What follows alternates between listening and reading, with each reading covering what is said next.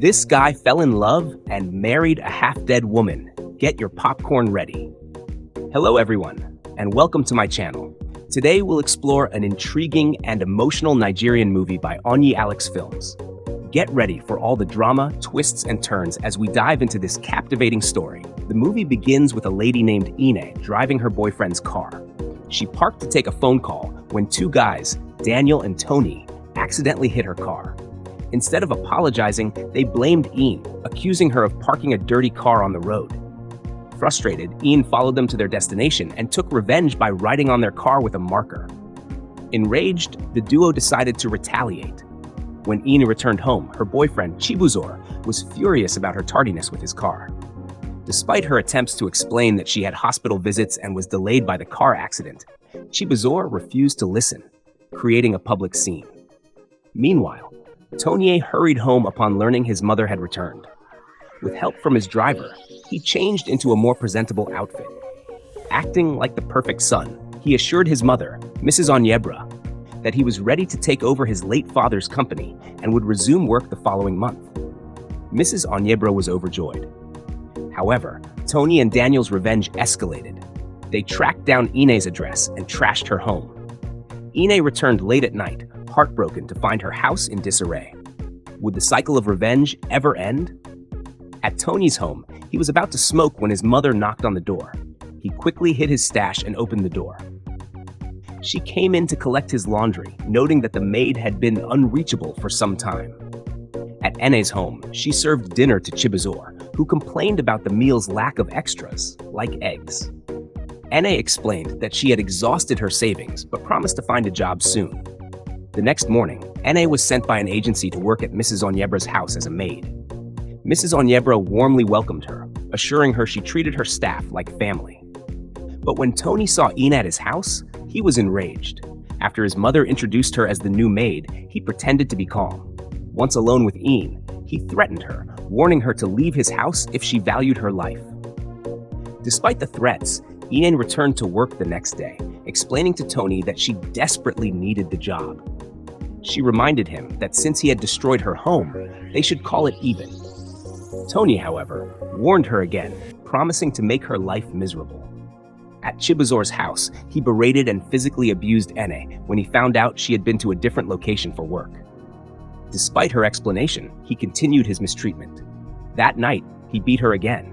Back at Mrs. ONYII's house, Ine arrived with visible bruises.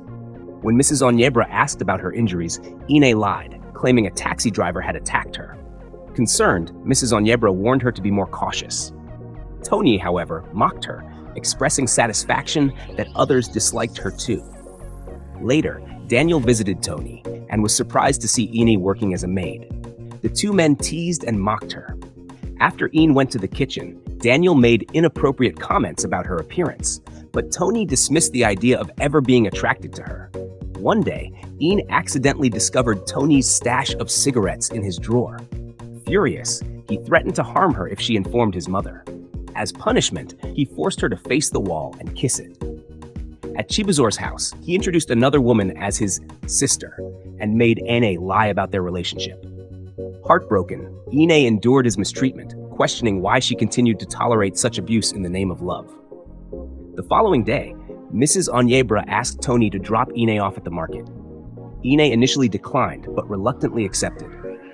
On the way, Tony stopped at the estate gate, ordered her out of the car, and called Daniel to plan their next outing. That night, Chibuzor beat Ine again, but demanded intimacy immediately after.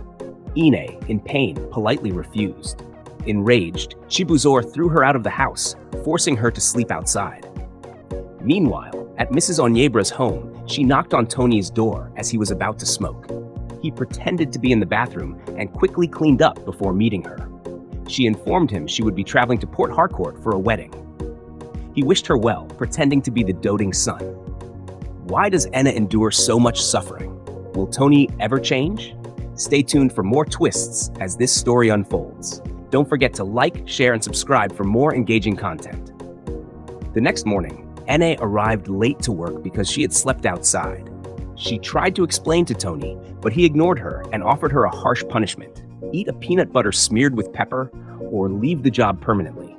Left with no choice, Ine reluctantly ate it, tears streaming down her face as she endured the pain. She quickly ran to the kitchen to drink water to soothe the burning sensation. Tony entered and nonchalantly instructed her to prepare meat sauce and other dishes, as he planned to host a house party that night.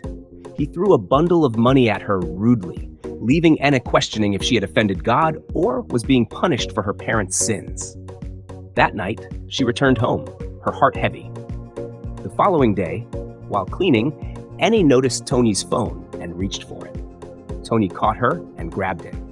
Moments later, his mother's voice rang out angrily, and Mrs. ONYII stormed in. She confronted Tony, demanding to know why he had entrusted the company to a stranger. She revealed the man was a fraud who had embezzled over 10 million naira. Tony defended himself, claiming he chose the man because his late father trusted him and he hadn't anticipated any issues. Tony promised to rectify the situation. However, when Mrs. ONYII searched his room, she found his stash of cigarettes. Heartbroken, she broke down, lamenting where she had gone wrong as a parent. She blamed herself for failing her late husband and for not truly knowing her son. As she sobbed, N.A. entered the living room to clean. Mrs. ONYII began venting, saying she had raised a two-faced son who had been pretending to be someone he was not. Tony, listening from behind, was struck by her words. Anna comforted Mrs. ONYII, who cried her heart out. Later, Tony called Daniel to discuss the unfolding events. Daniel tried to reassure him, encouraging him not to let the situation dampen his mood. However, when Daniel casually mentioned the missing 10 million naira, Tony became suspicious. He hadn't disclosed the amount to anyone. Pressing him further, Tony realized Daniel was involved in the embezzlement along with the fake CEO. Daniel confessed, saying he was tired of being Tony's subordinate and wanted to assert himself. A heated argument erupted, leading to a physical fight between the two. That night, Tony returned home, visibly shaken. He encountered Ine coming out of Mrs. ONYII's room and asked about his mother's condition. Ine informed him she had fallen asleep and needed rest. The next day, Tony went to apologize to his mother, promising to change his ways and work on himself. Receiving no response, he nervously entered her room, only to find Mrs. ONYII unresponsive. Panicking, he shook her, shouting her name, but it was too late. Mrs. ONYII had passed away. Overcome with grief, Tony cried and called out to her repeatedly, but there was no reply. After the funeral, mourners came to offer their condolences. Tony sat quietly, mourning his mother's death. Amidst the somber atmosphere, Ine handed him her resignation letter. When he asked why she wanted to leave, she replied that staying was pointless, as she believed he would fire her eventually. Tony, desperate not to lose another person close to him, begged her to stay, promising not to dismiss her. They both broke down in tears and hugged. Later that day, Anna noticed Tony wasn't eating. She gently persuaded him to have a meal, and after some coaxing, he reluctantly agreed. As night fell, Ine prepared to leave, but Tony stopped her. He confronted her about why she kept returning to Chibuzor, a man who repeatedly abused her. He revealed he was aware of the physical abuse she endured and urged her to leave Chibuzor for good. Tony offered her a place to stay at his house. Back at Chibuzor's place, Ene began packing her belongings. Chibuzor was furious, accusing her of being ungrateful after everything he had done for her. When he tried to hit her, Tony stepped in, having arrived just in time to intervene. Tony left with Ine, leaving Chibuzor visibly angry. At Tony's house, he welcomed Ine warmly. She noticed Daniel hadn't visited recently and inquired about him. Tony brushed it off, saying he no longer wanted to talk about Daniel. Ine happily went to her room, feeling a sense of relief. The next morning, Ine was cleaning the living room when she saw Tony dressed for work. They exchanged looks of mutual understanding, both appearing less burdened. However, was Ine truly happy? After work, Tony returned home and found Ine cooking in the kitchen. He couldn't help but watch her, captivated. Ine noticed his gaze and smiled shyly, her cheeks tinged with color. Tony offered to help with the meal, and together they shared a lighthearted moment, exchanging laughter and warmth. Later that night, as they chatted and laughed in the living room, Tony's eyes lingered on Ine once more. Feeling self-conscious under his intense gaze, Ine excused herself, saying she was tired and needed to rest. As she left, the gateman approached Tony and asked if he wasn't planning to visit the club as he usually did. Tony's expression shifted, and after a brief pause, he apologized for the interruption before dismissing him. The next day, Tony decided to take NA out for an errand. As they walked to the car, he impulsively snapped a picture of her. Ine looked visibly upset, but didn't say a word until they returned home. Once back, Tony asked why her mood had changed. She admitted that she didn't like being photographed because she believed she didn't look good in pictures. Tony jokingly remarked that if she stopped wearing a cap all the time, she'd look happier. This comment struck a nerve, and Ine's mood shifted again. Realizing his mistake, Tony apologized, but Ine quietly walked away. Later that night, Tony sat alone, reflecting on his earlier interaction with Ine and reminiscing about cherished moments with his late mother. He felt a deep longing for her guidance and comfort. That same evening, as he encountered N near the stairs, he gave her a special necklace. Touched, Ine accepted the gift, but when Tony confessed his love for her, she hesitated, claiming she wasn't deserving of his affection. Tony, however, insisted that his feelings were genuine. As the night wore on, Ine appeared unwell and went to take some medication. Concerned, Tony entered her room without saying a word. The next morning, Ine returned the necklace, stating she couldn't keep it. Tony tried to convince her otherwise, but Ine finally revealed a painful truth she had been hiding. She removed her cap to show that she had cancer and only had a limited time left to live.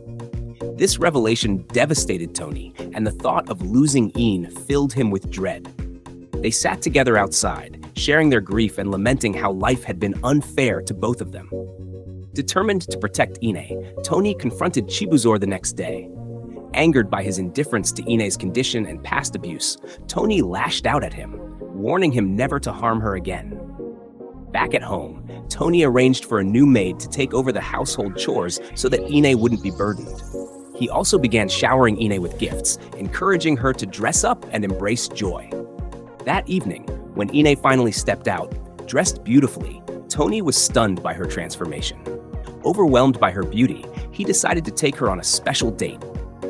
At a fancy restaurant, Tony couldn't help but admire Ine, telling her she embodied everything he desired in a perfect partner. Despite the bittersweetness of the moment, they cherished their time together. Back at home, as Tony drank late into the night, he resolved to make every remaining moment with Ine count. The next morning, as they lay on the bed talking, Ian suddenly began coughing up blood. Panicked, Tony reassured her that her final days would be filled with happiness, not sorrow. They planned to travel and create joyful memories together. After returning from a trip, they were surprised to find Daniel waiting at the house. He had come to apologize for his past actions. Ian encouraged Tony to forgive him, and Daniel complimented Ian's beauty before joining them inside. Later that night, Tony proposed to Ian. Initially, she refused, citing her limited time, but Tony was resolute. He professed his unwavering love and his desire to spend her remaining days by her side. Touched by his sincerity, N.A. accepted the proposal, and the two embraced their love. The wedding day, Ian looked radiant in her white gown, while Tony stood proudly in his wedding suit. They exchanged heartfelt vows, each written with love and gratitude, vowing to cherish every moment together. Guests celebrated with them, enjoying the reception filled with laughter, toasts, and joy. Even Daniel raised a glass to the couple, bringing smiles to their faces. The inevitable goodbye. As time passed, sadness loomed over Tony once more. Alone in his living room, he found himself grieving the loss of his mother and now his beloved wife. Memories of the two women he cherished most haunted him. Unable to stay in a house filled with so many bittersweet memories, Tony decided to pack up and leave. Tony's story reminds us that love is a beautiful gift that should never be denied. Friends can come in many forms, and we must choose wisely who we allow into our lives. Death is an inevitable part of life, but we hope to live long and in happiness, cherishing the people we hold dear. Thank you for watching. We appreciate your support. Don't forget to subscribe to this amazing channel for more captivating, emotional, and educative Nigerian movies. Stay tuned for more stories that touch the heart. See you next time.